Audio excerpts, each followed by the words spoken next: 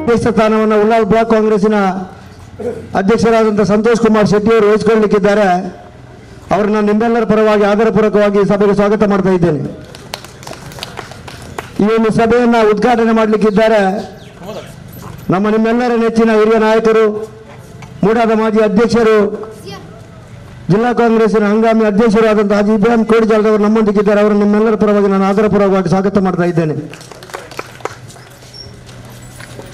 ಕೊನಾಜೆ ಗ್ರಾಹಕರ ಸಹಕಾರಿ ಬ್ಯಾಂಕಿನ ಅಧ್ಯಕ್ಷರು, ಕಾಂಗ್ರೆಸ್ ಪಕ್ಷದ ಹಿರಿಯ ಮುಖಂಡರಾದಂಥ ಶ್ರೀನಿವಾಸ್ ಶೆಟ್ಟಿ ಅವರು ನಮ್ಮ ಈ ಸಭಾ ಕಾರ್ಯಕ್ರಮದಲ್ಲಿ ನಮ್ಮೊಂದಿಗೆ ಭಾಗಿಗಳಾಗಿದ್ದಾರೆ. ಅವರು ನಿಮ್ಮೆಲ್ಲರ ಪರವಾಗಿ ನಾನು ಸ್ವಾಗತ ಮಾಡ್ತಾ ಇದ್ದೇನೆ. ಪಜೀರು ಗ್ರಾಮ ಪಂಚಾಯತಿನ ಅಧ್ಯಕ್ಷರು, ಕಾಂಗ್ರೆಸ್ ಪಕ್ಷದ ಹಿರಿಯ ಮುಖಂಡರಾದಂಥ ವಾಮನನ್ನವರು ನಮ್ಮ ಈ ಸಭಾ ವೇದಿಕೆಯಲ್ಲಿ ನಮ್ಮೊಂದಿಗಿದ್ದಾರೆ. ಅವರನ್ನು ವೇದಿಕೆಗೆ ಆಹ್ವಾನಿಸಿಕೊಂಡು ಅವರು ನಿಮ್ಮೆಲ್ಲರ ಪರವಾಗಿ ನಾನು ಸ್ವಾಗತ ಮಾಡ್ತಾ ಇದ್ದೇನೆ. ಹೀಗೆ ಉದ್ಯೋಗವನ್ನು ಕೊಟ್ಟಂತಹ ವಿಜಯ ಬ್ಯಾಂಕ್ ನಮ್ಮ ತುಳುನಾಡಿನ ಒಂದು ಹೆಮ್ಮೆಯ ಸಂಕೇತ ಆಗಿದೆ. ಇಂತಹ ವಿಜಯ ಬ್ಯಾಂಕನ್ನು ಇವತ್ತು ಬ್ಯಾಂಕ್ ಆಫ್ ಬರೋಡಾ ಮತ್ತು ದೇನಾ ಬ್ಯಾಂಕ್, ಎರಡು ಬ್ಯಾಂಕುಗಳು ಕೂಡ ನಷ್ಟದಲ್ಲಿರುವಂತಹ ಬ್ಯಾಂಕುಗಳು. ಈ ಬ್ಯಾಂಕಿನಂತೆ ವಿಲೀನಗೊಳಿಸುವಂತಹ ಕೇಂದ್ರದಲ್ಲಿ ಅಧಿಕಾರ ನಡೆಸುತ್ತಿರುವಂತಹ ನರೇಂದ್ರ ಮೋದಿ ಅವರ ನೇತೃತ್ವದ ಒಂದು ಸರ್ಕಾರದ ವಿರುದ್ಧ ನಾವು ಇವತ್ತು ಪ್ರತಿಭಟನೆಯನ್ನು ಹಮ್ಮಿಕೊಂಡಿದ್ದೇವೆ. ಬಹುಶಃ ವಿಜಯ ಬ್ಯಾಂಕಿನ ಹೆಸರನ್ನ, ಸುಂದರರಾಮ್ ಶೆಟ್ಟಿ ಹೆಸರನ್ನ ನಮ್ಮ ಲೈಟ್ ಹೌಸ್ ರಸ್ತೆಗೆ ಇಡಬೇಕು ಎನ್ನುವಂಥ ಒಂದು ಚಳವಳಿ ನಡೆದಾಗ ನಮ್ಮ ಸಂಸದರು ಮತ್ತು ಈ ಜಿಲ್ಲೆಯ ಎಲ್ಲ ಬಿಜೆಪಿಯ ಮುಖಂಡರು ಬಹಳ ದೊಡ್ಡ ಒಂದು ರಾದ್ಧಾಂತವನ್ನು ಮಾಡಿದರು.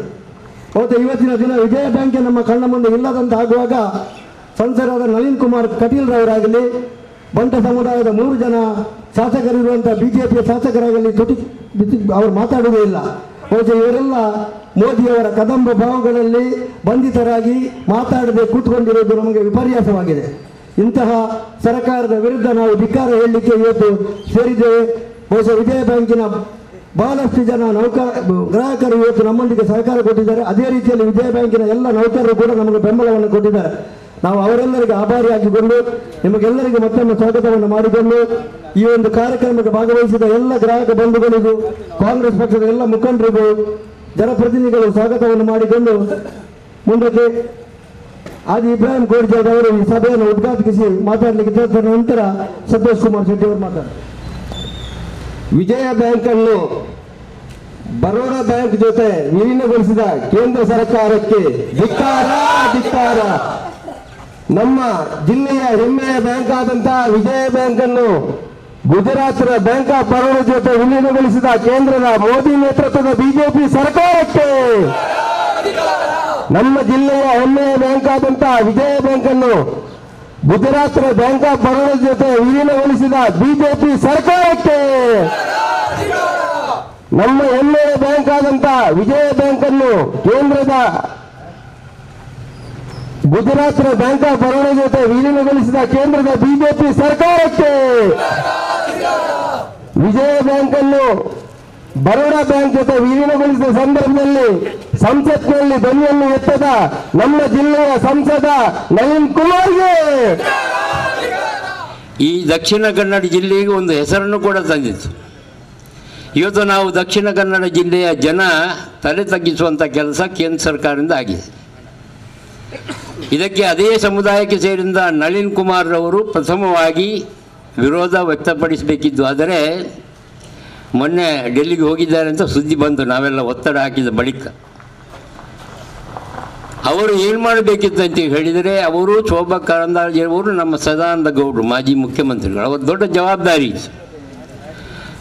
ನಮ್ಮ ರಾಜ್ಯದ, ನಮ್ಮ ಜಿಲ್ಲೆಯ ಬ್ಯಾಂಕನ ಹೆಸರನ್ನು ಅಳಿಸಿ ನಷ್ಟದಲ್ಲಿದ್ದ ಗುಜರಾತಿನ ಬ್ಯಾಂಕ್ ಆಫ್ ಬರೋಡಾದ ಹೆಸರನ್ನು ಇಡುವುದಂತ ಹೇಳಿದರೆ ಇದು ಮೂರ್ಖತನದ ಪರಮಾವಧಿ.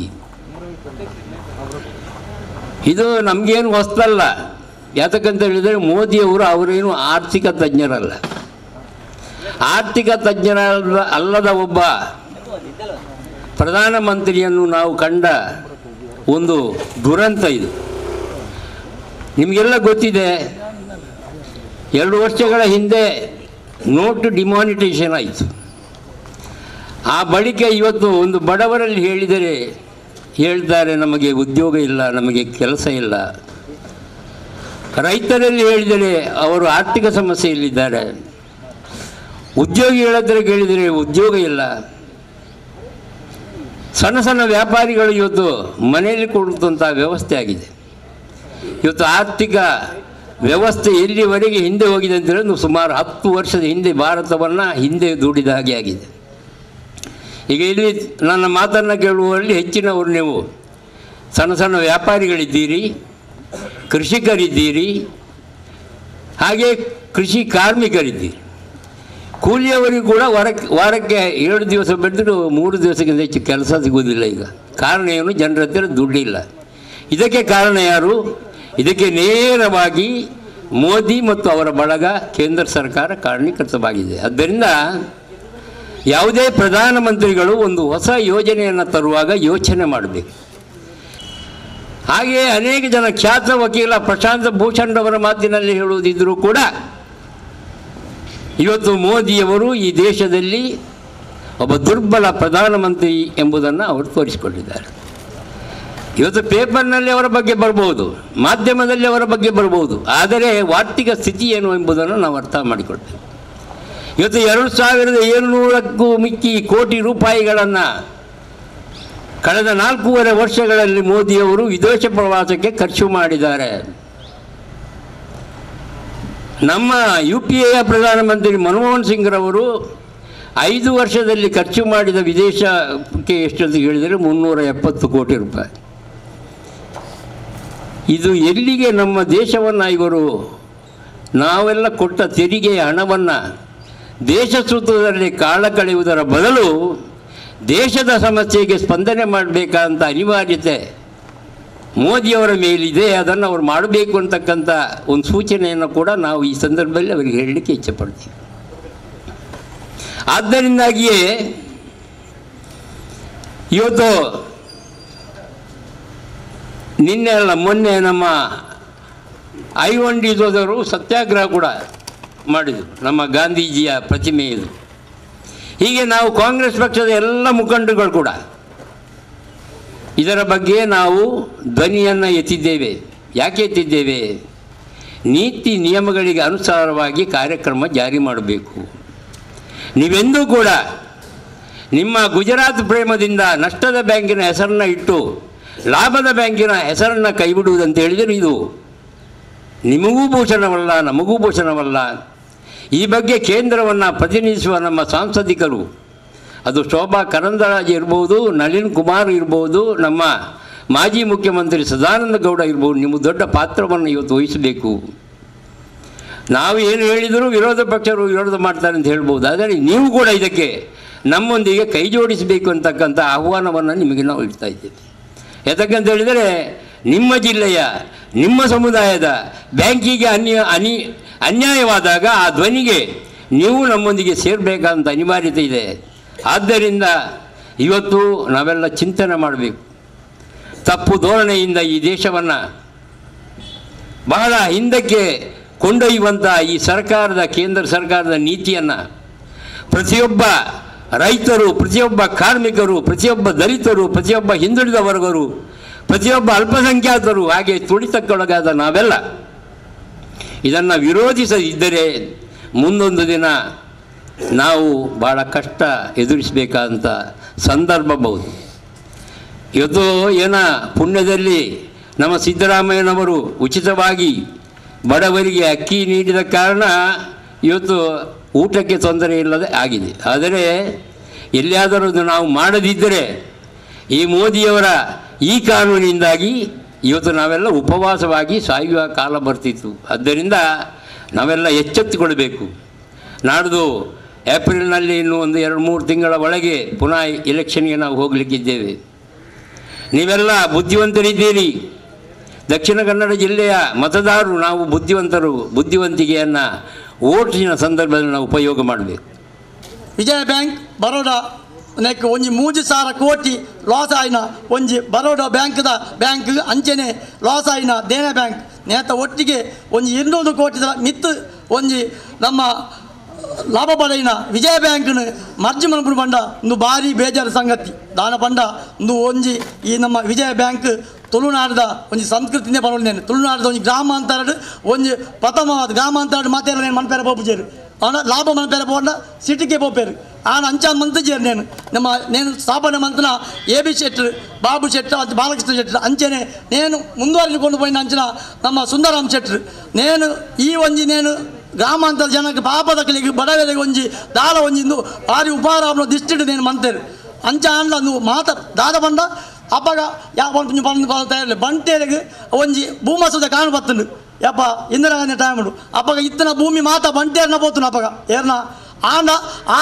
ಟೈಮುಡು ಸುಂದರಾಮ್ ಶೆಟ್ಟಿ ನೇತ ಒಂಜಿ ಜನಕ್ಕೆ ದಾಳ ಗೊತ್ತಾದ ನಂಚಿನ ಒಂಜಿ 9 ಕ್ಲಾಸ್ 10ನೇ ಕ್ಲಾಸ್ ಇತ್ತನ ಜವನಿಯರಿಗೆ ಖಾಲಿ ಬಂಟೆ ಜವನಿಯರಿಗೆ ಹತ್ತು ಬಾಕಿದ ಜವನಿಯರಿಗೆಲ್ಲ ಕೊಡ್ತೇವೆ ಮಾತ ಜಾಬ್ ದೆತ್ತದು ಒಂಜಿ ಕೆಲಸ ಕೊಡಿಯರು ಅಕಲೆ ಒಂಜಿ ಇಲ್ಲದೆ ಒಂಜಿ ಸರಿಯಾದ ಒಣಸು ಮನ್ಪರ್ಬಂದು ಅಂಚಿನ ಒಂಜಿ ವಿಜಯ ಬ್ಯಾಂಕ್ನು ಇಂಥ ದಿನಟ್ಟು ನೆಕ್ ಅವಳ ಗುಜರಾತದ ಒಂಜಿ ನೆಕ್ ಒಂಜಿ ಲಾಸ್ ಆಯ್ದ ಬ್ಯಾಂಕ್ ಕೊಡ್ಕೊಂಡು ಭಾರಿ ಬೇಜಾರು ಸಂಗತಿ ಯಾನ್ ದಾದ ಪನ್ಪೆ ಬಂಡ ಈ ಒಂಜಿ ಬಂಟ ಸಮಾಜದ ನಳಿನ್ ಕುಮಾರ್ ಕಟೀಲ್ ಉಳ್ಳೇರು ಅರೆ ನಮ್ಮ ದಾಯ ಮುಲ್ಪ ದಕ್ಷಿಣ ಕನ್ನಡದ ನೇನು ಎಂಚಿನ ಅಭಿವೃದ್ಧಿ ಆವಡು ಮುಲ್ಪದ ನೇನು ಎಂಚಿನ ಧ್ವನಿ ಎತ್ತಿ ಐಕ್ಯಬೋರ್ಡ್ ನಮ್ಮ ಕಡಪುಡ್ತೀನಿ ಓಡೆಗೆ ನಮ್ಮ ಇದೆ ನಮ್ಮ ಪಾರ್ಲಿಮೆಂಟ್ಗೆ ಮೇರೆ ಓಲು ಮೇರೆ ಪಾತ್ರೆ ಧೈರ್ಯ ಉಂಡು ಮೋದಿರ ಆರ್ನ ಮೋದಿ ಅವರು ಮರೋಡ ಬ್ಯಾಂಕ್ ಅವು ಗುಜರಾತದ ನಮ್ಮ ಮೋದಿನ ಊರ್ದ ಬ್ಯಾಂಕ್ ಆ ಬ್ಯಾಂಕ್ ಮೇರೆಗೆ ಐನು ಮರ್ಜಿ ಮಾಡ್ಕೊಂಡು ಮೇಲೆ ಐನು ಪಣಿಯರ ಮೇಲೆ ಧೈರ್ಯ ಇಜ್ಜಿ ದಾದ ಬಂಡಿ ಪಿರಂಜಿ ನೆಟ್ ರಾಜಕೀಯ ಮಂತ್ರಿ ಕರಿಸತ್ತಿ ಓಲು ನಮ್ಮ ಕರಿಸತ್ತಿದ ವಿಧಾನಸಭಾ ಕ್ಷೇತ್ರ ಸಂದರ್ಭ ಓಲು ಕುಡ್ಲದ ನೆಟ್ಟು ಲೋಬೇರಿನ ಕ್ಷೇತ್ರ ಅಲ್ಪ ಅವು ಒಂಜಿ ನಮ್ಮ LSS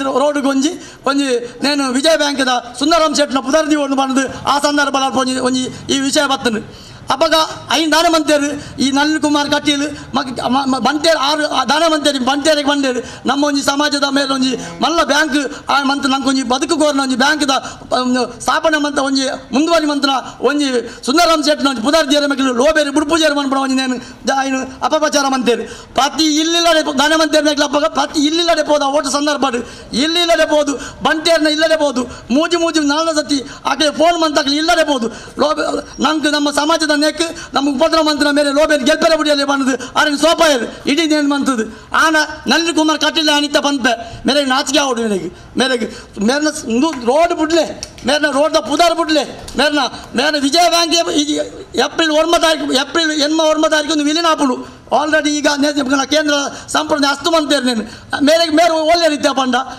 ಅವು ಬಿಡ್ಲೆ 2108 ಇಡೀ ದೇಶದ 2108 ಅಂದುಂಡು ಸಾಕೆ ಐಟ್ ಸುಂದರಾಮ್ ಶೆಟ್ಟಿನ ಪಟ ಉಂಡು ಐಟ್ ಅವು ಓಡೆ ಬಪ್ಪುನ ಯಾದ ಪನ್ಪೆ ಬಂಡ ಪಿರ ಒಂಜಿ ಬಂತೊಂದು ಎಲ್ಲರು ಪಿರ ಈ 10% ಎಂಜಿನ 10% ನೇನು ಮೀಸಲಾತಿ ಒಂದು ನೆನಪಾಯಿ ಜ್ಞಾಪ ಮೆಕ್ಲಿಗೆ ನನ್ನ ಮೂಜಿ ದಿಗೊಳ್ಪುಣು ಒಂದು ರಾಜ್ಯಕ್ಕೆ ಗಿಮಿಕ್ ಲೋಕಸಭಾ ಚುನಾವಣೆ ನನ್ನ ಏಪ್ರಿಲ್ ಬರೆಯರುಂಡು ಓಟ್ ಒಂದು ದಾದ ಹೊತ್ತುಂಡ ಒಂದು 10% ಆಲ್ರೆಡಿ ಈಗ 49% ಉಂಡು ನನ್ನ ಜಾಸ್ತಿ ಮನ್ಪೆರಾಪುಜಿ ಈ 49% ನಾ 10% ಕಮ್ಮಿ ಬಂದು ಕೊರಡಾವು ಈ 10% ನಮ್ಮ ಇತ್ತ ಮೀಸಲಾತಿ ಕೋರ್ನೇನು ಬರ್ರೆ ಬಿಡ್ಪೇರ ಮೇಕಲು ದಲಿತ ಮೇಕಲು ಬಾಕಿ ದಾಖಲೆ ಎಲ್ಲ ಬಿಡ್ಪೇರೇನು ಒಂದು ಆಪುಜಿ ಆನಂದ್ ಜನಕ್ಕೆ ಕಣ್ಣು ಕಟ್ಟಬಾರದು ಒಂದು ಮಂತ್ರ ಪ್ರಕ್ರಿಯೆ ಅಂಚ ಈ ಇಂಚಿನ ಅನೇಕ ಒಂಜಿ ನಮ್ಮ ಮೋದಿ ಪಡನುಲ್ಲ ಮೋದಿ ಇಂಚಿನ ಒಂಜಿ ಪ್ರಧಾನಿ ಒಂಜಿ ಸುಳ್ಳಿನ ಸರದಾರಿ ಇಂಚಿನ 4 ವರ್ಷದ ಪಣ್ಣ ಸುಳ್ಳು ಬಂಡ ಲೆಕ್ಕ ಮಿಜ್ಜಾತು ಒಂಜಿ ಮೇಕೆ ಬ್ಯಾಂಕಿಗೆ ಮೇಕೆ ಬಂದೇರು 15 ಲಕ್ಷ ಕೊಡ್ಪೇನು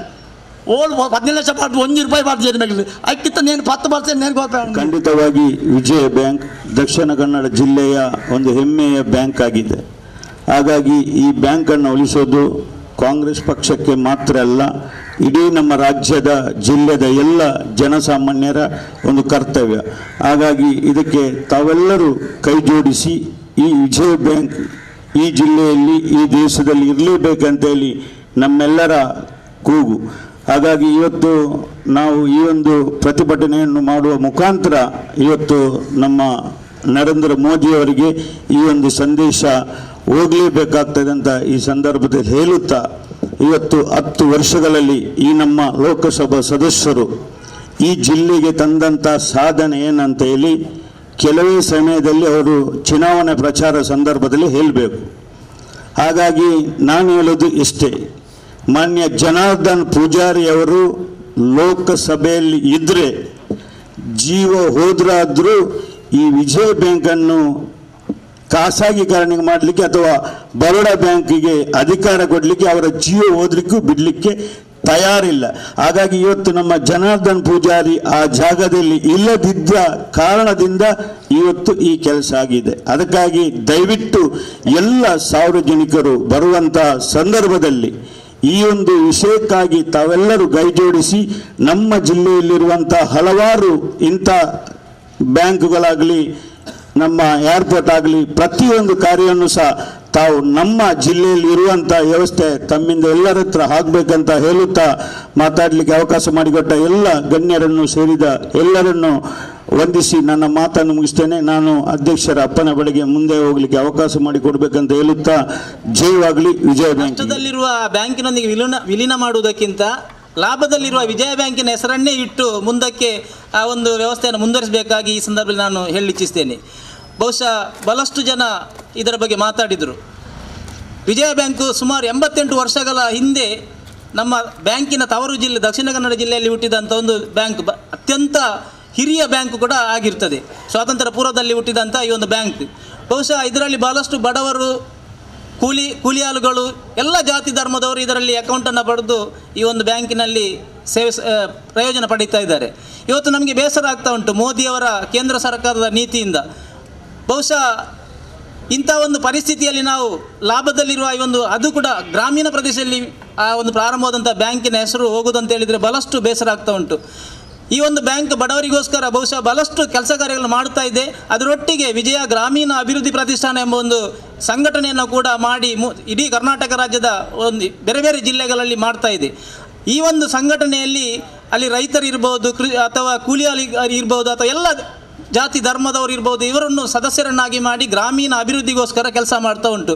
ಅದು ಶಿಕ್ಷಣ ಇರ್ಬೋದು, ಅಥವಾ ನೀರಿನ ವ್ಯವಸ್ಥೆ ಇರ್ಬೋದು, ಅಥವಾ ಗಿಡ ನೆಡುವ ಕಾರ್ಯ, ಇದೆಲ್ಲವನ್ನು ಆ ಒಂದು ಬ್ಯಾಂಕಿನ ಮುಖಾಂತರ ಮಾಡ್ತಾ ಇದೆ. ಬಹುಶಃ ಬೇರೆ ಯಾವ ಬ್ಯಾಂಕು ಕೂಡ ಇಂಥ ಒಂದು ಕಾರ್ಯಕ್ರಮವನ್ನು ಹಾಕಿಕೊಳ್ಳಿಲ್ಲ. ಅಂದರೆ ವಿಜಯ ಬ್ಯಾಂಕ್ ಬಡವರ ಪರವಾಗಿ, ಗ್ರಾಮೀಣ ಅಭಿವೃದ್ಧಿ ಪರವಾಗಿ, ಗ್ರಾಮದ ಸಮಸ್ಯೆಗಳ ಪರವಾಗಿ ಕೆಲಸ ಮಾಡುವಂಥ ಒಂದು ಬ್ಯಾಂಕ್ ಆಗಿರುವುದರಿಂದ ಬಹುಶಃ ಇದನ್ನು ಮಾಡಲಿಕ್ಕೆ ಸಾಧ್ಯತೆ ಆಯಿತು. ಬಹುಶಃ ಇದರ ಅತ್ಯಂತ ಹಳೆಯ DGM ಪ್ರೇಮನಾಥ ಆಳ್ವರು ಕೂಡ ನಿನ್ನೆ ಒಂದು ಬಹಳಷ್ಟು ಬೇಸರದ ಒಂದು ಹೇಳಿಕೆಯನ್ನು ಕೊಟ್ಟರು. ಅವರ ಸಂದರ್ಭದಲ್ಲಿ ವಿಜಯ ವಿಚಾರ ವಿಹಾರ ಎಂಬ ಒಂದು ವ್ಯವಸ್ಥೆಯನ್ನು ಕೂಡ ಮಾಡಿದ್ದರು. ಬಹುಶಃ ಅದು ಕೂಡ ಈಗ ಮಾಯ ಆಗ್ತಾ ಉಂಟು. ಆದ್ದರಿಂದ ನಾವು ಇಲ್ಲಿ ತಿಳ್ಕೊಳ್ಬೇಕಿಷ್ಟೇ, ಬಹಳಷ್ಟು ವಿಷಯ ಇರ್ಬೋದು. ಆದರೂ ಕೂಡ ಈ ಕೇಂದ್ರ ಸರ್ಕಾರದ ನೀತಿಯ ವಿರುದ್ಧ ನಾವು ಈ ಮುಂದಕ್ಕಾದರೂ ನಾವು ಪ್ರತಿಭಟನೆ ಮಾಡದೇ ಅಥವಾ ದನಿ ಎತ್ತದಿದ್ದರೆ ಬಹಳಷ್ಟು ನಮಗೆ ತೊಂದರೆಗಳು ಬರ್ತಾ ಉಂಟು. ಇವತ್ತು ನಾವು ಕೇಳ್ತಾ ಇದ್ದೇವೆ, ಇವತ್ತು ನಮ್ಮ ಸಂವಿಧಾನದಲ್ಲಿ ಕೂಡ ಉಂಟು ಕಲ್ಯಾಣ ರಾಜ್ಯ ಮಾಡಬೇಕೆಂಬುದಾಗಿ. ಕಲ್ಯಾಣ ರಾಜ್ಯ ಅಂತ ಹೇಳಿದರೆ ಅದು ನೀರು, ವಸತಿ, ಆಹಾರ, ಆರೋಗ್ಯ ಇದೆಲ್ಲವನ್ನು ಮಾಡಬೇಕು. ಆದರೆ ಈ ಮೋದಿ ಸರ್ಕಾರ ಇದನ್ನು ನಾವು ಸಂವಿಧಾನದಲ್ಲಿ ಇರುವಂಥ ವ್ಯವಸ್ಥೆಯನ್ನು ಮಾಡದೆ ನೇರವಾಗಿ ಬ್ಯಾಂಕ್ಗಳನ್ನು ಲಾಸಲ್ಲಿರುವ ಬ್ಯಾಂಕಿನಲ್ಲಿ ವಿಲೀನ ಮಾಡೋದು, ಅಥವಾ CBI ಮತ್ತು ಇನ್ನೊಂದು ಲೋಕಾಯುಕ್ತದ ವಿರುದ್ಧ ಸ್ವಾಯತ್ತ ಸಂಸ್ಥೆಗಳ ಮೇಲೆ ದಾಳಿ ಮಾಡುವುದು ಬಹುಶಃ ಇದು ನಮ್ಮ ಸಂವಿಧಾನದಲ್ಲಿ ಇಲ್ಲ. ಆದರೆ ಸರ್ವಾಧಿಕಾರದಿಂದ ಈ ಒಂದು ಕಾರ್ಯಕ್ರಮವನ್ನು ಮಾಡುತ್ತಿರುವಂಥ ಮೋದಿಯವರ ಈ ಒಂದು ದೌರ್ಜನ್ಯ, ನಾವು ದೌರ್ಜನ್ಯ ಅಂತಲೇ ಹೇಳ್ಬೋದು. ಯಾಕಂತ ಹೇಳಿದರೆ ಮೋದಿಯವರು ಸರ್ವಾಧಿಕಾರಿಯಾಗಿ, ಹಿಟ್ಲರ್ ಜರ್ಮನಿಯಲ್ಲಿ ಸರ್ವಾಧಿಕಾರಿ ರೀತಿಯಲ್ಲಿ ಆಡಳಿತ ಮಾಡಿ ಜರ್ಮನಿ ಸರ್ವನಾಶ ಆಗಿದೆ. ಬಹುಶಃ ಇದು ಕೂಡ ಭಾರತದ ಒಂದು ಸರ್ವನಾಶಕ್ಕೆ ಮುಂದಕ್ಕೆ ಕಾರಣ ಆಗ್ಬೋದು. ಆ ನೆಲೆಯಲ್ಲಿ ಅದು ಸರ್ವನಾಶಕ್ಕೆ ಹೋಗಬಾರ್ದಂತ ನಾವು ಹೇಳುತ್ತಾ ಈ ಒಂದು ಕಾರ್ಯಕ್ರಮದಲ್ಲಿ ತಾವೆಲ್ಲರೂ ಮುಂದಿನ ದಿನಗಳಲ್ಲಿ ಬಹುಶಃ ನಳಿನ್ ಕುಮಾರ್ ಕಟೀಲ್, ನಮ್ಮ ಸಂಸದಕರು ನಳಿನ್ ಕುಮಾರ್ ಕಟೀಲ್ ಅವರು ಈ ಬಗ್ಗೆ ಯಾವತ್ತೂ ಚಕಾರವೇ ಎತ್ತುವುದಿಲ್ಲ. ಇಂಥ ಒಂದು ಲೋಕಸಭಾ ಸದಸ್ಯರನ್ನು ನಾವು ಆಯ್ಕೆ ಮಾಡಿದ್ದು ಕೂಡ ನಮ್ಮ ದೌರ್ಭಾಗ್ಯ. ಆದ್ದರಿಂದ ಮುಂದಿನ ದಿನಗಳಲ್ಲಿ ಈ ಬ್ಯಾಂಕನ್ನು ಉಳಿಸುವುದರೊಂದಿಗೆ ನಾವು ಮುಂದಿನ ದಿನಗಳಲ್ಲಿ ನಮ್ಮ ಪಕ್ಷದ ಮುಖಾಂತರ ಇದನ್ನು ಚುನಾವಣೆಯ ಮುಖಾಂತರ ತೋರಿಸಬೇಕಂತ ಹೇಳುತ್ತಾ ನನ್ನ ಮಾತನ್ನು ಮುಗಿಸ್ತೇನೆ. ಜೈ ಹಿಂದ್, ಜೈ ಭಾರತ್. ವಿಜಯ ಬ್ಯಾಂಕ್ ಈ ಬ್ಯಾಂಕನ್ನು ಇತಿಹಾಸದಿಂದ ಅಳಿಸಿ ಹಾಕುವಂಥ ಕೆಲಸವನ್ನು ಈ ದೇಶದ ಕೇಂದ್ರ ಸರ್ಕಾರದಲ್ಲಿ ಅಧಿಕಾರದಲ್ಲಿ ಇದ್ದುಕೊಂಡು 4.25 ವರ್ಷವನ್ನು ಸವಿಸಿದಂಥ ಸನ್ಮಾನ್ಯ ಮೋದಿ ನೇತೃತ್ವದ ಸರ್ಕಾರ ಮಾಡುತ್ತಾ ಇದೆ. ಈ ಉಭಯ ಜಿಲ್ಲೆಗಳು ಇವತ್ತು ಈ ದೇಶದಾದ್ಯಂತ ಅಥವಾ ಇಡೀ ಜಗತ್ತಿನಲ್ಲಿ ಗುರುತಿಸಿಕೊಳ್ಳಲು ಸಾಧ್ಯವಾದದ್ದು ಬ್ಯಾಂಕಿಂಗ್ ವ್ಯವಸ್ಥೆಯಿಂದ. ಬ್ಯಾಂಕಿಂಗ್ ವ್ಯವಸ್ಥೆಯ ಮೂಲಕ ಜಿಲ್ಲೆಯ ಆರ್ಥಿಕ ಪರಿಸ್ಥಿತಿ ಅತ್ಯುನ್ನತ ಸ್ಥಾನಕ್ಕೇರಿ ಆ ಮೂಲಕ ಇಲ್ಲಿ ಅತ್ಯಂತ ಹೆಚ್ಚು ಅಭಿವೃದ್ಧಿ ಕಾರ್ಯಗಳು ನಡೆದು ಜನ ಹೆಚ್ಚೆಚ್ಚು ಬುದ್ಧಿವಂತರಾಗಿ ಈ ಜಿಲ್ಲೆ ಇಡೀ ವಿಶ್ವದಲ್ಲಿ ಗುರುತಿಸಿಕೊಳ್ಳಲು ಕಾರಣವಾದದ್ದು ಈ ಬ್ಯಾಂಕಿಂಗ್ ವ್ಯವಸ್ಥೆ. ಇಲ್ಲಿ ತಮಗೆ ಗೊತ್ತಿದೆ, ಪ್ರಮುಖ ಬ್ಯಾಂಕುಗಳು ಈ ಜಿಲ್ಲೆಯಲ್ಲಿ ಸ್ಥಾಪನೆಗೊಂಡಂಥವುಗಳು corporation bank, Vijaya bank, syndicate bank, Canara bank ಮತ್ತು ಖಾಸಗಿ ವಲಯದ ಅತಿ ದೊಡ್ಡ ಬ್ಯಾಂಕ್ ಕರ್ನಾಟಕ ಬ್ಯಾಂಕ್, ಇದು ಈ ಜಿಲ್ಲೆಯಲ್ಲಿ ಜನ್ಮ ತಾಳಿದಂಥ ಬ್ಯಾಂಕ್ಗಳು. ಬಹುಶಃ ಈ ಜಿಲ್ಲೆ ಭಾವೈಕ್ಯದ ಜಿಲ್ಲೆ. ಈ ಜಿಲ್ಲೆಗೆ ಒಂದು ವಿಶಿಷ್ಟವಾದ ಸ್ಥಾನ ಇದೆ. ಬೇರೆ ಬೇರೆ ಜಾತಿ, ಜನಾಂಗ, ಭಾಷೆ, ಬಣ್ಣದ ಜನ ಈ ಜಿಲ್ಲೆಯಲ್ಲಿದ್ದಾರೆ. ಈ ಜಿಲ್ಲೆಯ ಕಾರ್ಪೊರೇಷನ್ ಬ್ಯಾಂಕ್ ಇದನ್ನು ಸ್ಥಾಪನೆ ಮಾಡಿದವರು ಮುಸ್ಲಿಂ ಸಮುದಾಯದವರು, ಪರ್ಕಲ್ ಅಬ್ದುಲ್ ಹಾಜಿ ಅವರು. ಈ ಜಿಲ್ಲೆಯ ವಿಜಯ ಬ್ಯಾಂಕನ್ನು ಸ್ಥಾಪನೆ ಮಾಡಿದವರು ಅತ್ತಾವರ ಬಾಬು ಶೆಟ್ರು. ಈ ಜಿಲ್ಲೆಯ ಎರಡು ಪ್ರಮುಖ ಬ್ಯಾಂಕ್ಗಳಾದ ಕೆನರಾ ಮತ್ತು ಸಿಂಡಿಕೇಟ್ ಬ್ಯಾಂಕನ್ನು ಸ್ಥಾಪನೆ ಮಾಡಿದವರು ಈ ಜಿಲ್ಲೆಯ ಭಾಳಷ್ಟು ಉದ್ಯಮ ಪ್ರಿಯರಾದಂಥ ಗೌಡ ಸಾರಸ್ವತ ಸಮುದಾಯದ ನಾಯಕರು. ಹಾಗೂ ಪ್ರತಿಷ್ಠಿತ ಕರ್ನಾಟಕ ಬ್ಯಾಂಕನ್ನು ಸ್ಥಾಪನೆ ಮಾಡಿದವರು ಬ್ರಾಹ್ಮಣ ಸಮುದಾಯದವರು. ಹಾಗಿರುವಾಗ ಇಲ್ಲಿ ತಾವು ಕಾಣಬೇಕು, ಜಿಲ್ಲೆಯ ಎಲ್ಲ ಜಾತಿ ಜನಾಂಗದವರು ಇಲ್ಲಿ ಬ್ಯಾಂಕಿಂಗ್ ವ್ಯವಸ್ಥೆಗೆ ಕೊಡುಗೆಯನ್ನು ನೀಡಿದ್ದಾರೆ. ಈ ಜಿಲ್ಲೆಯ ಸರ್ವತೋಮುಖ ಅಭಿವೃದ್ಧಿಗೆ ಅವರು ಕಾರಣೀಭೂತರಾಗಿದ್ದಾರೆ. ಈ ಜಿಲ್ಲೆಯ ಅಸ್ಮಿತೆಗೆ ಅವರು ಬಹಳಷ್ಟು ದೊಡ್ಡ ಕೊಡುಗೆಯನ್ನು ನೀಡಿದ್ದಾರೆ. ಆದರೆ ಈ ಜಿಲ್ಲೆಯ ಆರ್ಥಿಕ ವ್ಯವಸ್ಥೆಯ ಅತಿ ದೊಡ್ಡ ಕೊಂಡಿಯಾದ ವಿಜಯ ಬ್ಯಾಂಕ್, ಬಂಟ ಸಮುದಾಯದ ಅಥವಾ ತೌಳವ ಸಂಸ್ಕೃತಿಯ ತುಳುನಾಡಿನ ಹೆಮ್ಮೆಯ ಬ್ಯಾಂಕ್ ಆದ ವಿಜಯ ಬ್ಯಾಂಕಿನ ಕತ್ತು ಹಿಸುಕಿ ನಾಶ ಮಾಡುವಂಥ ಕೆಲಸವನ್ನು ಮೋದಿ ನೇತೃತ್ವದ ಬಿಜೆಪಿ ಸರ್ಕಾರ ಮಾಡಿದೆ. ಇದು ನಮ್ಮ ದೇಶದ ದುರಂತ.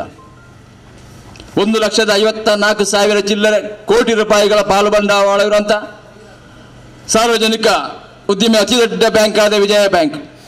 ಈಗಾಗಲೇ ಕೋಡಿಜಾಲ್ ಇಬ್ರಾಹಿಂ ಹಾಜಿ ಅವರು ಹೇಳಿದರು, ಅತ್ಯಂತ ಯಶಸ್ವಿಯಾಗಿ ಬಹಳಷ್ಟು ಲಾಭದಿಂದ ನಡೆಯುತ್ತಿರುವಂಥ ಬ್ಯಾಂಕನ್ನು ಗುಜರಾತ್ ಮೂಲದ ಮೋದಿಯವರ ತವರು ರಾಜ್ಯವಾದ ಗುಜರಾತ್ ಮೂಲವಾದ ಬ್ಯಾಂಕ್ ಆಫ್ ಬರೋಡಾ ಹಾಗೂ ದೇನಾ ಬ್ಯಾಂಕ್ಗಳೊಂದಿಗೆ ವಿಲೀನಗೊಳಿಸುವಂಥ ಕಾರ್ಯಕ್ರಮವನ್ನು ಮಾಡಿದ್ದಾರೆ. ಈಗಾಗಲೇ ಕ್ಯಾಬಿನೆಟ್, ಕೇಂದ್ರ ಸರ್ಕಾರದ ಕ್ಯಾಬಿನೆಟ್ ಇದಕ್ಕೆ ಒಪ್ಪಿಗೆ ನೀಡಿದೆ. ಇನ್ನೊಂದು ಜಾರಿಗೆ ಬರಬೇಕಾದ ಮಾತ್ರ ಒಂದು ಕೆಲಸ ಮಾತ್ರ ಬಾಕಿ ಇದೆ. ಇಷ್ಟು ದೊಡ್ಡ ಬ್ಯಾಂಕನ್ನು ನಷ್ಟದಲ್ಲಿರುವಂಥ ಬ್ಯಾಂಕಿನೊಂದಿಗೆ ವಿಲೀನಗೊಳಿಸುವಂಥದ್ದು. ಆದರೆ ಇಬ್ರಾಹಿಂ ಕೋಡಿಜಾಲ್ ಹೇಳಿದಂತೆ ಬ್ಯಾಂಕನ್ನು ವಿಲೀನಗೊಳಿಸಲಿ, ತೊಂದರೆ ಇಲ್ಲ.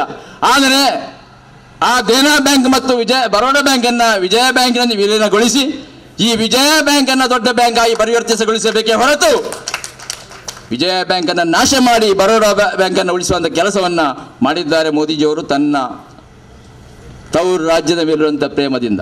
ತಮಗೆ ಗೊತ್ತಿದೆ, ಲಲಿತ್ ಮೋದಿ ಮತ್ತು ನೀರವ್ ಮೋದಿ ಕುಲನಾಮ ಇರುವಂಥ ಇಬ್ಬರು ಮಹಾನ್ ದೋಖಾಬಾಜಿಗಳು. ಸಾವಿರಾರು ಕೋಟಿ ರೂಪಾಯಿಗಳನ್ನು ಈ ಬ್ಯಾಂಕ್ಗಳಿಗೆ ವಂಚಿಸಿ ಅವರು ವಿದೇಶಕ್ಕೆ ಪರಾರಿಯಾಗಿದ್ದಾರೆ. ಅವರೊಂದಿಗೆ ವಿಜಯ ಮಲ್ಯರವರು ಕೂಡ ಹೋಗಿದ್ದಾರೆ. ಇವರಿಗೆ ಸಾಲ ಕೊಟ್ಟು ನಷ್ಟದಲ್ಲಿ ಮುಳುಗಿದಂತಹ ಈ ಬ್ಯಾಂಕುಗಳು ದೇನಾ ಬ್ಯಾಂಕ್ ಮತ್ತು ಬರೋಡಾ ಬ್ಯಾಂಕ್ ಮೋದಿಯವರ ಉದ್ಯಮ ಪ್ರಿಯರ ಮೇಲಿರುವಂಥ ಉದ್ಯಮಶೀಲರ ಮೇಲಿರುವಂತಹ ಪ್ರೀತಿ, ಆ ದೊಡ್ಡ ದೊಡ್ಡ ಉದ್ಯಮಿಗಳ ಮೇಲಿರುವಂಥ ಪ್ರೀತಿ, ತನ್ನ ಕುಲ ಬಾಂಧವರಾದ ನೀರವ್ ಮೋದಿ ಮತ್ತು ಲಲಿತ್ ಮೋದಿಯವರ ಮೇಲಿರುವಂತಹ ಪ್ರೀತಿಯಿಂದಾಗಿ ಈ ಬ್ಯಾಂಕ್ ನಾಶವಾಗಿದೆ. ಆದರೆ ಆ ಬ್ಯಾಂಕನ್ನು ಮತ್ತೆ ಉಳಿಸಿಕೊಳ್ಳಬೇಕಾಗಿ ನಮ್ಮ ಜಿಲ್ಲೆಯ ಪ್ರತಿಷ್ಠಿತ ಬ್ಯಾಂಕ್ ಆ ಬ್ಯಾಂಕನ್ನು ಬಲಿ ಕೊಡ್ತಾ ಇರುವುದು ನಮ್ಮ ದುರದೃಷ್ಟ. ಆದ್ದರಿಂದ ನಾವು ಈ ಬ್ಯಾಂಕನ್ನು ಉಳಿಸಿಕೊಳ್ಳಲಿಕ್ಕೆ ಯಾವುದೇ ಬೆಲೆ ತೆತ್ತಾದರೂ ಪ್ರಯತ್ನ ಪಡಬೇಕು. ವಿಜಯ ಬ್ಯಾಂಕ್, ನಾನು ಮೊದಲೇ ಹೇಳಿದಂತೆ, ಅದು ನಮ್ಮ ತುಳು ಸಂಸ್ಕೃತಿಯ ಒಂದು ಹೆಗ್ಗುರುತು. ಅದು ನಮ್ಮ ಬ್ಲಾಕ್ ಅಧ್ಯಕ್ಷರು ಹೇಳಿದರು, ಒಂದು ಕಾಲದಲ್ಲಿ ಈ ಜಿಲ್ಲೆಯಲ್ಲಿ ಬಂಟ ಸಮುದಾಯ ಆರ್ಥಿಕವಾಗಿ ಬಹಳಷ್ಟು ಮುಗ್ಗಟ್ಟನ್ನು ಎದುರಿಸುವಂಥ ಕಾಲಘಟ್ಟದಲ್ಲಿ ಈ ಬ್ಯಾಂಕಿನ ಮೂಲಕ ಬಂಟ ಸಮುದಾಯದ ಯುವಕರಿಗೆ ಮತ್ತು ಇತರ ಸಮುದಾಯದ ಯುವಕರಿಗೆ ಈ ಬ್ಯಾಂಕಿನಲ್ಲಿ ಉದ್ಯೋಗ ಅವಕಾಶವನ್ನು ನೀಡಿ ಅವರ ಕುಟುಂಬ ಚೇತರಿಸಿಕೊಳ್ಳುವಂತೆ ಮತ್ತು ಈ ಬ್ಯಾಂಕ್ ಅತ್ಯುತ್ತಮ ರೀತಿಯಲ್ಲಿ ಪ್ರಗತಿಗೊಳ್ಳುವಂತೆ ಮಾಡಿದ್ದಾರೆ ದಿವಂಗತ ಮುಲ್ಕಿ ಸುಂದರಂ ಶೆಟ್ರು. 70 ವರ್ಷಗಳ ಇತಿಹಾಸದಲ್ಲಿ ರಿಸರ್ವ್ ಬ್ಯಾಂಕಿನ ಮೇಲೆ ಅದರ ಆರ್ಟಿಕಲ್ 7 7ನೇ ವಿಧಿಯನ್ನು ಪ್ರಯೋಗಿಸುವಂಥ ಕೆಲಸವನ್ನು ಜವಾಹರ್ಲಾಲ್ ನೆಹರು ಅಂತ ಮಹಾನ್ ವ್ಯಕ್ತಿಗಳೇ ಮಾಡಲಿಲ್ಲ. ಅದು ಮಾಡುವುದು ಸರಿಯಲ್ಲ. ಯಾಕಂದರೆ ನಾವು ನಮ್ಮ ಮನೆಯನ್ನೇ ತೆಗೆದುಕೊಳ್ಳುವ ಮನೆಯಲ್ಲಿ ನಮ್ಮ ತಾಯಿ ಅಥವಾ ಹಿರಿಯರು ದಿನಂಪ್ರತಿ ಖರ್ಚಿಗೆ ಕೊಟ್ಟಂಥ ಹಣದಲ್ಲಿ ಸ್ವಲ್ಪ ಕೂಡಿಡ್ತಾರೆ, ಅದು ರಿಸರ್ವ್ ಹಣ. ಅದನ್ನು ಯಾವುದೇ ಸಂದರ್ಭದಲ್ಲಿ ಅವರು ಕೊಡುವುದಿಲ್ಲ. ಅಂಥ ಆರ್ಥಿಕ ಮುಗ್ಗಟ್ಟು ಎದುರಾಗದ ಮಾತ್ರ ಮನೆಯ ಆ ಗೌರವವನ್ನು ಉಳಿಸಿಕೊಳ್ಳಬೇಕು, ಅವರು ಕೊಡ್ತಾರೆ. ಹಾಗೆಯೇ ರಿಸರ್ವ್ ಬ್ಯಾಂಕಲ್ಲಿ ಇಟ್ಟಂತಹ ರಿಸರ್ವ್ ಫಂಡ್ ಅದನ್ನು ಯಾವ ಕಾರಣಕ್ಕಾಗಿ ನಮ್ಮ ಸ್ವಂತ ಉದ್ದೇಶಕ್ಕಾಗಿ ಬಳಸಿಕೊಳ್ಳಿಕ್ಕೆ ಸಾಧ್ಯ ಇಲ್ಲ. ಅದಕ್ಕೆ ಸ್ವಾಯತ್ತ ಇದೆ. ಸಂವಿಧಾನ ಅದಕ್ಕೆ ಸರಿಯಾದ ಭದ್ರ ಬುನಾದಿಯ ಮೂಲಕ ಅದಕ್ಕೆ ಅಧಿಕಾರ ಕೊಟ್ಟಿದೆ. 70 ವರ್ಷಗಳಲ್ಲಿ ಕೂಡ ಯಾವುದೇ ಒಬ್ಬ ಪ್ರಧಾನಮಂತ್ರಿ ಆಗಲಿ ಯಾವುದೇ ಸರ್ಕಾರವಾಗಲಿ ಈ ಆರ್ಟಿಕಲ್ 7 ಉಪಯೋಗಿಸಿ ಆ ರಿಸರ್ವ್ ಬ್ಯಾಂಕಿನ ಫಂಡನ್ನು ವಾಪಸ್ ಮಾಡುವಂಥ ಕೆಲಸವನ್ನು ಮಾಡಲಿಲ್ಲ. ಇದರಿಂದ ಅರ್ಥ ಆಗ್ತದೆ ನಮಗೆ ಈ ದೇಶದ ಆರ್ಥಿಕ ಪರಿಸ್ಥಿತಿ ಅತ್ಯಂತ ಅಧೋಗತಿಗೆ ತಲುಪಿದೆ. ಆರ್ಥಿಕ ತುರ್ತು ಪರಿಸ್ಥಿತಿ ಘೋಷಿಸುವಂತಹ ಕಾಲಘಟ್ಟ ಎದುರಾಗಿದೆ. ಆ ಕಾರಣಕ್ಕಾಗಿ ರಿಸರ್ವ್ ಬ್ಯಾಂಕಿನ ಫಂಡನ್ನು ವಾಪಸ್ ಪಡೆಯುವಂಥ ಕೆಲಸವನ್ನ ಮೋದಿ ಸರ್ಕಾರ ಮಾಡ್ತಾ ಇದೆ. ಅದನ್ನು ವಿರೋಧಿಸಿದ ಕಾರಣಕ್ಕಾಗಿ ಊರ್ಜಿತ್ ಪಟೇಲ್ ಅವರು ರಾಜೀನಾಮೆ ಕೊಟ್ಟು ತನ್ನ ಗೌರವವನ್ನು ಉಳಿಸಿಕೊಂಡಿದ್ದಾರೆ. ಇದು ನಾವು ಅರ್ಥ ಮಾಡಿಕೊಳ್ಳುವ ಬ್ಯಾಂಕಿಂಗ್ ವ್ಯವಸ್ಥೆ ಮೇಲೆ ಯಾವ ರೀತಿಯ ದಾಳಿಯನ್ನ ಮೋದಿ ಸರ್ಕಾರ ಮಾಡುತ್ತಾ ಇದೆ ಎಂಬುದಕ್ಕೆ ಒಂದು ಉದಾಹರಣೆ ಅಷ್ಟೇ. ಮೊನ್ನೆ ಇನ್ನೊಂದು ಸ್ವಾಯತ್ತ ಸಂಸ್ಥೆ CBI, ಇದಕ್ಕೆ ಕೂಡ ಸಾಂವಿಧಾನಿಕವಾದಂಥ ಹಿನ್ನೆಲೆ ಇದೆ. ಇದಕ್ಕೆ ಸಂವಿಧಾನದಲ್ಲಿ ಭದ್ರವಾದ ಅಡಿಪಾಯ ಇದೆ. ಇದು ಸ್ವಾಯತ್ತ ಸಂಸ್ಥೆ. ಆದರೆ ಆ ಸ್ವಾಯತ್ತ ಸಂಸ್ಥೆಯಾದ CBI ನಿರ್ದೇಶಕರನ್ನ ರಜೆಯ ಮೇಲೆ ಕಳಿಸಲಾಯಿತು. ಯಾವುದೇ ಕಾರಣ ಇಲ್ಲದೆ. ಅದಕ್ಕೆ ಅದರದಾದ ಪ್ರೊಸೀಜರ್ ಇದೆ, ಅದರದಾದ ಒಂದು ಹಿನ್ನೆಲೆ ಇದೆ. ಅದನ್ನು ಯಾವ ರೀತಿ ಅವರನ್ನು ಅಧಿಕಾರದಿಂದ ವಿಮುಖಗೊಳಿಸಬೇಕೆಂಬುದಕ್ಕೆ ಸಂವಿಧಾನವೇ ಅದಕ್ಕೆ ಸರಿಯಾದಂತಹ ವ್ಯವಸ್ಥೆ ಮಾಡಿದೆ. ಅದನ್ನು ಯಾವುದನ್ನು ಪಾಲಿಸದೆ ನೇರವಾಗಿ ಅವನ ರಜೆಯಲ್ಲಿ ಕಳಿಸಲಾಯಿತು. ಮೋದಿಜಿಯವರು ಕಳಿಸಿದರು. ಆದರೆ ಸುಪ್ರೀಂ ಕೋರ್ಟ್ ಅದಕ್ಕೆ ಸರಿಯಾದ ತಿರುಗೇಟನ್ನು ನೀಡಿದೆ. ಅವರನ್ನು ಮತ್ತೆ ಮೋದಿ ಸರ್ಕಾರ ಯಾರನ್ನ ಒದ್ದು ಹೊರಗೆ ಹಾಕಿತ್ತೋ ಅದೇ CBI ನಿರ್ದೇಶಕರನ್ನು ಮತ್ತೆ ಅದೇ ಸ್ಥಾನಕ್ಕೆ ಮರುನೇಮಕ ಮಾಡಿ ಸುಪ್ರೀಂ ಕೋರ್ಟ್ ಆದೇಶ ನೀಡಿದೆ. ಆದ್ದರಿಂದ ನಾವು ಅರ್ಥ ಮಾಡಿಕೊಳ್ಳಬಹುದು, ಇವರಿಗೆ ಯಾವುದೇ ಜ್ಞಾನ ಇಲ್ಲ, ಆಡಳಿತ ನಡೆಸುವಂತ ಯಾವುದೇ ತಾಕತ್ತಿಲ್ಲ, ಆ ಒಂದು ಬುದ್ಧಿವಂತಿಕೆ ಇವರಲ್ಲಿ ಇಲ್ಲ ಎಂಬುದು ಈ ಒಂದು ಕಾರಣವನ್ನು ನಾವು ಗೊತ್ತಾಗ್ತದೆ. ಆದ್ದರಿಂದ ಇವತ್ತು ನಾನು ಹೆಚ್ಚು ಮಾತಾಡಲಿಕ್ಕೆ ಹೋಗುವುದಿಲ್ಲ. ನಾವು ಅರ್ಥ ಮಾಡಿಕೊಳ್ಬೇಕು. ಮತ್ತು ಎಲ್ಲೆಲ್ಲಿ ಹೋಗ್ತೇವೆ, ಬಹಳಷ್ಟು ವಿಚಾರಗಳಿದೆ. ಅದು ರಾಜಕೀಯ ಆಗಬಾರ್ದು. ಕೇವಲ ರಾಜಕೀಯ ಕಾರಣಕ್ಕಾಗಿ ನಾವು ವಿರೋಧಿಸ್ತಾ ಇಲ್ಲ. ಇದು ನಮ್ಮ ನಾಡಿನ ಅಸ್ಮಿತೆಯನ್ನು ಉಳಿಸಿಕೊಳ್ಳಿಕ್ಕೆ ಮಾತ್ರ ವಿಜಯ ಬ್ಯಾಂಕ್ ಅನ್ನು ಉಳಿಸುವಂತ ಕೆಲಸವನ್ನು ಮಾಡ್ತಾ ಇದ್ದೇವೆ. ಆದ್ದರಿಂದ ಹೆಚ್ಚು ಮಾತಾಡಿದರೆ ರಾಜಕೀಯಗೊಳ್ಳಬಹುದು ಎಂಬ ಕಾರಣಕ್ಕಾಗಿ ನನ್ನ ಮಾತನ್ನು ಕೊನೆಗೊಳಿಸ್ತಾ ಇದ್ದೇನೆ. ಇಲ್ಲಿ ಬಂದು ಈ ಒಂದು ಕಾರ್ಯಕ್ಕೆ ಎಲ್ಲಿ ಬೆಂಬಲ ನೀಡಿದಂತ ಎಲ್ಲರಿಗೂ ನಾನು ಅಭಿನಂದನೆ ಸಲ್ಲಿಸಿ ನನ್ನ ಮಾತನ್ನು ಮುಗಿಸ್ತಾ ಇದ್ದೇನೆ. ವಿಜಯ ಬ್ಯಾಂಕ್ ಅನ್ನ ದೇನಾ ಬ್ಯಾಂಕ್ ಜೊತೆ ಬರೋಡಾ ಬ್ಯಾಂಕ್ ಜೊತೆ ಮರ್ಜಿ ಮಾಡುವಂತಹ ವಿಷಯದಲ್ಲಿ ಇದಕ್ಕೆ ಹಕ್ಕೊತ್ತಾಯವನ್ನು ಮಂಡಿಸುವುದು ಹಾಗೆ ಪ್ರತಿಭಟಿಸುವುದು ಧರ್ಮ ಎನ್ನುವಂತಹ ನೆಲೆಯಲ್ಲಿ ಇವತ್ತು ಇಡೀ 2019 ವಿಜಯ ಬ್ಯಾಂಕ್ಗಳು ಇವತ್ತು ಕಾರ್ಯನಿರ್ವಹಿಸುತ್ತದೆ ದೇಶದಲ್ಲಿ. ಎಲ್ಲ ಬ್ಯಾಂಕ್ಗಳ ಎದುರುಗಡೆ ಇವತ್ತು ಏಕಕಾಲದಲ್ಲಿ 10 ರಿಂದ 11 ಗಂಟೆಯವರೆಗೆ ಇದನ್ನು ವಿರೋಧಿಸಿ ಇವತ್ತು ಪ್ರತಿಭಟನೆಯನ್ನ ಕಾಂಗ್ರೆಸ್ ಪಕ್ಷ ಹಮ್ಮಿಕೊಂಡಿದೆ. ಇದು ಕಾಂಗ್ರೆಸ್ ಪಕ್ಷ ಅಂತ ಒಬ್ಬರೇ ಅಲ್ಲ, ಎಲ್ಲರೂ ಇದರ ಈ ಒಂದು ಬ್ಯಾಂಕ್ ಅನ್ನ ಉಳಿಸಬೇಕು ಎನ್ನುವಂತಹ ನೆಲೆಯಲ್ಲಿ ಹಿಂದಿನ ಸುಂದರರಾಮ್ ಶೆಟ್ಟಿ ಅವರು ಸ್ಥಾಪನೆಗೊಳಿಸಿದಂತಹ ಈ ಏನು ಬ್ಯಾಂಕ್ ಇವತ್ತು ಇಷ್ಟೊಂದು ಹೆಮ್ಮರವಾಗಿ ಬೆಳೆದು ನಿಂತು ಇವತ್ತು ದೇಶದಲ್ಲಿ ಬಹಳಷ್ಟು ಲಾಭದಾಯಕ ಬ್ಯಾಂಕ್ ಆಗಿ ಇವತ್ತು ವಿಜಯ ಬ್ಯಾಂಕ್ ಕಾರ್ಯನಿರ್ವಹಿಸ್ತಾ ಇದೆ. ಎಷ್ಟೊಂದು ಅದರಲ್ಲಿ ನೌಕರರು ಇವತ್ತು ಕಾರ್ಯನಿರ್ವಹಿಸ್ತಾ ಇದ್ದಾರೆ. ಬಹುಶಃ ಇವೆಲ್ಲವನ್ನು ಕೂಡ ಮನಗಾಣಿಸಿ ಲಾಭದಲ್ಲಿರ್ತಕ್ಕಂತಹ ಈ ಬ್ಯಾಂಕ್ ಒಂದು ಬ್ಯಾಂಕಿಗೆ ಬಹಳಷ್ಟು ಮಹತ್ವವನ್ನು ಕೊಟ್ಟು ವಿವಿಧ ರೀತಿಯ ಜನರಿಗೆ ಲಾಭವನ್ನು ತಂದುಕೊಡುವ ಮುಖಾಂತರ ಇವತ್ತು ಮನ್ನಣೆಯನ್ನ ಹೆಸರನ್ನ ಗಳಿಸಿದಂತಹ ಬ್ಯಾಂಕ್ ಇದ್ರೆ ಅದು ವಿಜಯ ಬ್ಯಾಂಕ್. ಇವತ್ತು ಕೇಂದ್ರದಲ್ಲಿ ನರೇಂದ್ರ ಮೋದಿ ಸರ್ಕಾರ ಆಡಳಿತಕ್ಕೆ ಬರುವಾಗ ತಮಗೆ ಗೊತ್ತಿದೆ 4.25 ವರ್ಷ ಆಯಿತು, ಅದು ಮಾಡ್ತೇವೆ ಇದು ಮಾಡ್ತೇವೆ ಅಂತ ಹೇಳಿದು. ಆದರೆ ಜನರಿಗೆ ಏನೂ ಕಾರ್ಯಕ್ರಮ ಕೊಡಲಿಲ್ಲ. ನಿಮಗೆ ಗೊತ್ತಿದೆ, ಜನ್ಧನ್ ಇರ್ಬೋದು, ಇನ್ನೊಂದು ಕಾರ್ಯಕ್ರಮ ಉದ್ಯೋಗ ಸೃಷ್ಟಿ, ಅನ್ಎಂಪ್ಲಾಯ್ಮೆಂಟ್ ಅದು ನೀಗಿಸಲಿಲ್ಲ. ಯಾವುದೇ ರೀತಿಯ ಕಾರ್ಯಕ್ರಮಗಳನ್ನು ಕೊಡದಿದ್ರೂ ಕೂಡ ಇವತ್ತು ಅನ್ಯಾಯವನ್ನು ಮಾಡ್ತಾ ಇದೆ.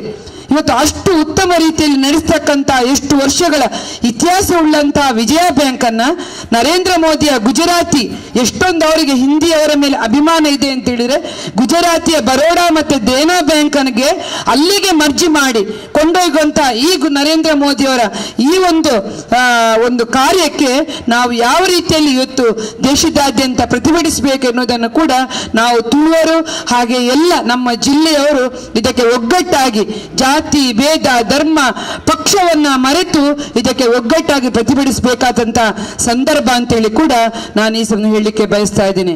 ಬಹುಶಃ ತಮಗೆಲ್ಲರಿಗೂ ಕೂಡ ಗೊತ್ತಿದೆ, ಬಿಜೆಪಿ ಅವರು ದ್ವಿಮುಖ ನೀತಿಯನ್ನ ಅನುಸರಿಸ್ತಾರೆ.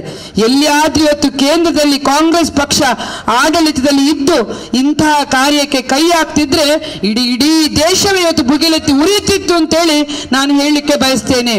ಮೊನ್ನೆ ಮಂಗಳೂರಿನಲ್ಲಿ ಒಂದೇ ವಿಷಯ ನಿಜವಾಗಿ ಕಾಂಗ್ರೆಸ್ ಮಾಡಲಿಲ್ಲ, ಕಾಂಗ್ರೆಸ್ ಇದಕ್ಕೆ ಯಾವ ವಿಚಾರದಲ್ಲಿ ಕೂಡ ಲೋಬೋ ಅವರು ಕೈ ಹಾಕಲಿಲ್ಲ.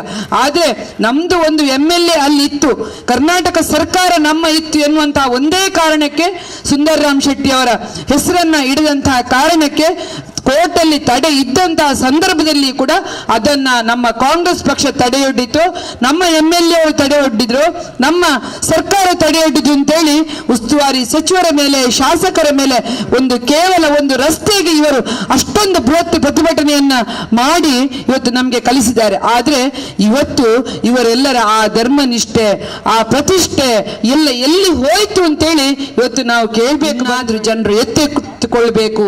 ಇವರು ಚುನಾವಣೆಗೆ ಬರ್ತಕ್ಕಂಥ ಸಂದರ್ಭದಲ್ಲಿ ಜನರನ್ನ ನಾಟಕ ಮಾಡಿ, ಮೋಸ ಮಾಡಿ ಜನರನ್ನ ಓಟನ್ನ ತೆಗೆದುಕೊಳ್ತಾರೆ ವಿನಃ ಇವರಲ್ಲಿ ಯಾವುದೇ ರೀತಿಯ ಅಭಿವೃದ್ಧಿ ರಾಜಕೀಯ, ಇವರ ಅಭಿವೃದ್ಧಿಯಲ್ಲಿ ಇವರು ರಾಜಕೀಯ ಮಾಡ್ತಾರೆ, ಅಭಿವೃದ್ಧಿ ಕಾರ್ಯದಲ್ಲಿ ಇವರು ಯಾವುದರಲ್ಲಿ ಇಲ್ಲ.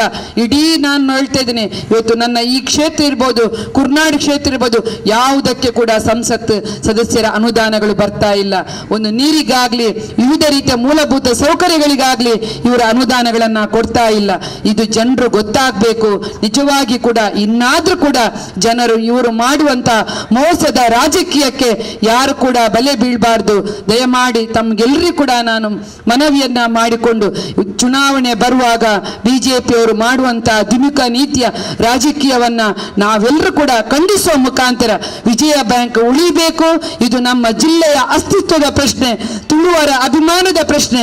ನಾವೆಲ್ಲರೂ ಒಗ್ಗಟ್ಟಾಗಿ ಜಾತಿ ಭೇದ ಪಕ್ಷವನ್ನ ಮರೆತು ಇದಕ್ಕೆ ಒಗ್ಗಟ್ಟಾಗಿ ಶ್ರಮಿಸ್ತಾ ಇದ್ದೇವೆ ಎನ್ನುವುದನ್ನು ಕೂಡ ನಾವು ಈ ಸಂದರ್ಭದಲ್ಲಿ ಹೇಳಿಕೊಂಡು, ಏನಾದ್ರೂ ಇದಕ್ಕೆ ಉತ್ತರ ಸಿಕ್ಕಿದ್ರೆ ಕೇಂದ್ರದಿಂದ ಅದು ಕಾಂಗ್ರೆಸ್ ಪಕ್ಷ ಮಾಡಿದಂತಹ ಹೋರಾಟಕ್ಕೆ ಸಿಕ್ತಕ್ಕಂತಹ ಬೆಲೆ ಅಂತೇಳಿ ನಾನು ಈ ಸಂದರ್ಭದಲ್ಲಿ ಹೇಳಿಕೊಂಡು ಅವಕಾಶಕ್ಕಾಗಿ ವಂದಿಸಿ ಇಂತಹ ಪ್ರತಿಭಟನೆಯನ್ನ ಕೈಗೊಂಡಂತಹ ಉಳ್ಳಾಲ ಬ್ಲಾಕ್ ಕಾಂಗ್ರೆಸ್ಗೆ ಹಾಗೆ ಎಲ್ಲ ನನ್ನ ಪಕ್ಷದ ಬಂಧುಗಳಿಗೆ, ಆಗಮಿಸಿದಂತಹ ವಿಜಯ ಬ್ಯಾಂಕಿನ ಎಲ್ಲ ಅಭಿಮಾನಿ ಬಂಧುಗಳಿಗೆ ಕೂಡ ವಂದಿಸಿಕೊಂಡು ಅವಕಾಶಕ್ಕಾಗಿ ನನ್ನ ಮಾತನ್ನ ಕೊನೆಗೊಳಿಸ್ತೇನೆ. ಮುಟ್ಟುವಾಗಿ ತಮಗೆ ವಿವರವಾಗಿ ಹೇಳಿದ್ದಾರೆ. ಇವತ್ತು ಕೇಂದ್ರ ಸರ್ಕಾರದ ಜನವಿರೋಧಿ ನೀತಿ, ಈ ಗ್ರಾಮೀಣ ಮಟ್ಟದಲ್ಲಿ ಮಂಗಳೂರಿನಲ್ಲಿ ಸ್ಥಾಪನೆಗೊಂಡಂತ ಬಂಟ ಸಮುದಾಯದ ನಮ್ಮ ಅಭಿಮಾನದ ಕೇಂದ್ರ ಬಿಂದಾಗಿರ್ತಕ್ಕಂಥ ವಿಜಯ ಬ್ಯಾಂಕ್ ಅನ್ನ ಬರೋಡಾ ಬ್ಯಾಂಕ್ ಜೊತೆ ವಿಲೀನಗೊಳಿಸುವಂತಹ ಒಂದು ಕೆಟ್ಟ ಪ್ರವೃತ್ತಿಗೆ ಮೋದಿ ಸರ್ಕಾರ ಮತ್ತು ಈ ನಾಡಿನ ಈ ಜಿಲ್ಲೆಯ ಸಂಸದರಾದಂಥ ನಳಿನ್ ಕುಮಾರ್ ಕಟೀಲ್ ರವರು ಇವತ್ತು ಇದಕ್ಕೆ ಪ್ರಯತ್ನ ಪಡ್ತಾ ಇದ್ದಾರೆ ಅಂತ ಹೇಳಿದ್ರೆ ಬಹಳಷ್ಟು ಒಂದು ದುರಾದೃಷ್ಟಕರ. ಇವತ್ತು ಯಾವಾಗಲೂ ಕೂಡ ಊರಿನಲ್ಲಿ ಸಣ್ಣ ಸಣ್ಣ ವಿಷಯಗಳು ಬಂದಾಗ, ಅದು ಸಣ್ಣ ಸಣ್ಣ ಒಂದು ಆಧಾರ ರಹಿತವಾದಂತಹ ವಿಷಯಗಳು ಬಂದಾಗ ಅದಕ್ಕೆ ಬಂದು ನಮ್ಮ ಊರಿನಲ್ಲೇ ಬಂದು ಬೆಂಕಿ ಹಾಕ್ತೇನೆ ಅನ್ನುವಂಥ ವಿಷಯವನ್ನ ಮಾತಾಡಿ ಹೋಗುವಂತ ಈ ನಳಿನ್ ಕುಮಾರ್ ಕಟೀಲ್ ರವರು ನಿಜವಾಗ್ಲೂ ಅವರು ಹೇಳಿದಂತ ಒಂದು ಕೆಲಸವನ್ನ ಮಾಡಿ ತೋರಿಸುವಂತಹ ನಿಟ್ಟಿನಲ್ಲಿ ಇವತ್ತು ಒಂದೊಂದು ಹಂತವಾಗಿ ವಿಜಯ ಬ್ಯಾಂಕಿಗೆ ಬೆಂಕಿ ಹಾಕುವುದರ ಮುಖಾಂತರ ಅವರ ಹೇಳಿದ ಕೆಲಸವನ್ನ ಅವರು ಮಾಡಿ ತೋರಿಸ್ತಾ ಇದ್ದಾರೆ ಅಂತಕ್ಕಂಥ ಮಾತನ್ನು ಈ ಸಂದರ್ಭದಲ್ಲಿ ಹೇಳ್ತಾ, ಇವತ್ತು ಬರೋಡಾ ಬ್ಯಾಂಕಿನ ಜೊತೆ ವಿಲೀನ ಮಾಡುವಾಗ ನಮ್ಮ ತುಳು ಭಾಷೆಯಲ್ಲಿ ಬರೋಡಾಕ್ಕೆ ಬಂಡ ನಾನು ಬರಲ್ಲ ಅಂತ ತಮ್ಗೆಲ್ರಿಗೂ ಗೊತ್ತಿರುವ ಹಾಗೆ, ನಾನು ಈ ಮುಖಾಂತರ ಅವರು ಬರೋಡಾ ಅಂತ ಅವತ್ತೇ ಕೇಳಿದ್ದಾರೆ, ನಾವು ಇವತ್ತು ಹೇಳ್ತಾ ಇದ್ದೇವೆ ನೀವು ಬರೋಡ್ಚಿ ಅಂತ. ನಾವು ವಿಜಯ ಬ್ಯಾಂಕ್ ಆಗಿ ಇರ್ತೇವೆ. ನಮ್ಮ ಗ್ರಾಮೀಣ ಮಟ್ಟದ ಈ ಒಂದು ಬ್ಯಾಂಕ್, ಈ ಕೇವಲ ಇದೊಂದು ಬ್ಯಾಂಕ್ ಅಂತ ಮಾತ್ರ ನಾವು ಇದನ್ನ ಒಂದು ಪರಿಗಣನೆ ಮಾಡುವುದಿಲ್ಲ. ನಾವು ತುಳುನಾಡಿನ ಒಂದು ಸಂಸ್ಕೃತಿಯ ಒಂದು ಅಂಗ ಅಂತ ಹೇಳಿ ಯಾವ ರೀತಿ ಯಕ್ಷಗಾನ ಮತ್ತೆ ಇನ್ನಿತರ ಕಲೆ ಸಾಂಸ್ಕೃತಿಕ ಕಾರ್ಯಕ್ರಮ ಚಟುವಟಿಕೆಗಳು ಈ ನಮ್ಮ ತುಳುನಾಡಿನಲ್ಲಿ ಇದೆಯೋ, ಹೆಸರಿದೆಯೋ, ಅದೇ ರೀತಿಯಲ್ಲಿ ಕೂಡ ಈ ಒಂದು ತುಳುನಾಡಿನ ಒಂದು ಕಿರೀಟದ ಗರಿ ಅಂತ ಇರುವಂತಹ ಒಂದು ವಿಜಯ ಬ್ಯಾಂಕ್ ಅನ್ನ ಬರೋಡಾ ಬ್ಯಾಂಕಿನ ಜೊತೆ ವಿಲೀನ ಮಾಡಲಿಕ್ಕೆ ನಾವು ಯಾವತ್ತೂ ಕೂಡ ನಮ್ಮ ಜೀವದ ಕೊನೆಯ ಉಸಿರುವ ತನಕ ಬಿಡುವುದಿಲ್ಲ ಅಂತ ಅಂತ ಮಾತನ್ನ ಹೇಳ್ತಾ, ಈ ಸಂದರ್ಭದಲ್ಲಿ ನಾವು ಈ ಬ್ಯಾಂಕನ್ನು ಮುಂದಕ್ಕೆ ನೀವೇನಾದ್ರೂ ವಿಲೀನ ಮಾಡೋದಾದ್ರೆ ಉಗ್ರವಾದ ಹೋರಾಟವನ್ನ ಮಾಡಬೇಕಾಗ್ತದೆ ಅಂತ ಮಾತನ್ನು ಹೇಳ್ತಾ ನನ್ನ ಮಾತನ್ನು ಮುಗಿಸ್ತಾ ಇದ್ದೇನೆ. ಜೈ ಹಿಂದ್, ಜೈ ಭಾರತ್, ಜೈ ಕಾಂಗ್ರೆಸ್. ವೇದಿಕೆಯಲ್ಲಿರುವ ಗಣ್ಯರೇ ಹಾಗೂ ಇಲ್ಲಿ ನೆರೆದಿರುವ ಆತ್ಮೀಯರೇ, ಈಗಾಗಲೇ ವಿಜಯ ಬ್ಯಾಂಕ್ ರಾಷ್ಟ್ರೀಕೃತಗೊಂಡು ನಮ್ಮ ಈ ಲೋಕಲ್ ಅಂದರೆ ಸ್ಥಳೀಯ ಜನರಿಗೆ ಬ್ಯಾಂಕಿಗೆ ಹೋಗಲಿಕ್ಕೆ ಮೊದಲು ಹೋಗೋದಕ್ಕಿಂತ ಈಗ ಸ್ವಲ್ಪ ಕಷ್ಟ ಆಗಿದೆ. ಮೊದಲೆಲ್ಲ ತುಳು ಕನ್ನಡ ಮಾತಾಡುವವರಿದ್ದರು, ಈಗ ಹೆಚ್ಚಾಗಿ ಹಿಂದಿ ಮಾತಾಡುವವರು ಬಂದಿರುವುದರಿಂದ ಸ್ವಲ್ಪ ಕಷ್ಟ ಆಗ್ತದೆ. ಆದರೂ ಮೊದಲು ನಮ್ಮ ಊರಿನವರು ಕೆಲವರಾದರೂ ಇದ್ದಾರೆ, ಅಂಥವರಿಂದ ನಮ್ಮ ಕೆಲಸ ಕಾರ್ಯ ಸ್ವಲ್ಪ ಸುಲಭ ಆಗ್ತಾ ಇದೆ. ಇಂತಹ ಕಾಲದಲ್ಲಿ ಈ ಬ್ಯಾಂಕನ್ನು ಬೇರೆ ಉತ್ತರದ ರಾಜ್ಯಗಳ ಬ್ಯಾಂಕ್ಗಳೊಂದಿಗೆ ವಿಲೀನಗೊಳಿಸುವುದರಿಂದ ನಮಗೆ ಬಹಳ ಒಂದು ತೊಂದರೆ ಎದುರಾಗಬಹುದು. ಇಂತಹ ಬ್ಯಾಂಕನ್ನು ಉಳಿಸುವ, ಅದರ ಅಸ್ತಿತ್ವವನ್ನು ಉಳಿಸುವ ಕಾರ್ಯಕ್ರಮಕ್ಕೆ ನಾವೆಲ್ಲರೂ ಬೆಂಬಲವನ್ನು ನೀಡಬೇಕಾಗಿ ವಿನಂತಿಸುತ್ತಾ ಈ ಪ್ರತಿಭಟನಾ ಒಂದು ಕಾರ್ಯಕ್ರಮವನ್ನು ನಡೆಸಿಕೊಟ್ಟಂತಹ ಉಳ್ಳಾಲ ಬ್ಲಾಕ್ ಕಾಂಗ್ರೆಸ್ನ ಅಧ್ಯಕ್ಷರಾದ ಸಂತೋಷ್ ಕುಮಾರ್ ಶೆಟ್ಟಿ ಅವರಿಗೆ ಹಾಗೂ ನಮ್ಮ ಹಿರಿಯ ಕಾಂಗ್ರೆಸ್ ನಾಯಕರಾದ ಕೋಡ್ಜಾಲ್ ಇಬ್ರಾಹಿಂರವರಿಗೆ, ಹಾಗೆ ಇಲ್ಲಿ ಬಂದ ಕುರ್ನಾಡು ಜಿಲ್ಲಾ ಪಂಚಾಯತ್ ಸದಸ್ಯರಾದ ಮಮತಾ ಗಟ್ಟಿ ಅವರಿಗೆ, ಹಾಗೆಯೇ ನಮ್ಮ ಕಾಂಗ್ರೆಸ್ ನಮ್ಮ ಕೋಣಾಜೆ ಪಂಚಾಯತ್ನ ಹಾಲಿ ಅಧ್ಯಕ್ಷರಾದ ನಜರ್ ಅವರಿಗೂ ಹಾಗೂ ಮಾಜಿ ಅಧ್ಯಕ್ಷರಾದ ಶೌಕತ್ ಅಲಿ ಅಚ್ಚುತಗಟ್ಟಿ, ಹಾಗೆ ನಮ್ಮ ನೆರೆಯ ಪಜೀರ್ ಗ್ರಾಮ ಪಂಚಾಯತ್ನ ಅಧ್ಯಕ್ಷರಾದ ಸೀತಾರಾಮ್ ಶೆಟ್ಟಿ ಅವರಿಗೆ, ಹಾಗೆ ಹಿರಿಯರಾದ ಶ್ರೀನಿವಾಸ್ ಶೆಟ್ಟರು, ಹಾಗೆ ನಮ್ಮ ತಾಲೂಕ್ ಪಂಚಾಯತ್ ಸದಸ್ಯರಾದ ಪದ್ಮಾವತಿ ಗಟ್ಟಿ ಅವರು, ಜಬ್ಬಾರ್ ಅವರು,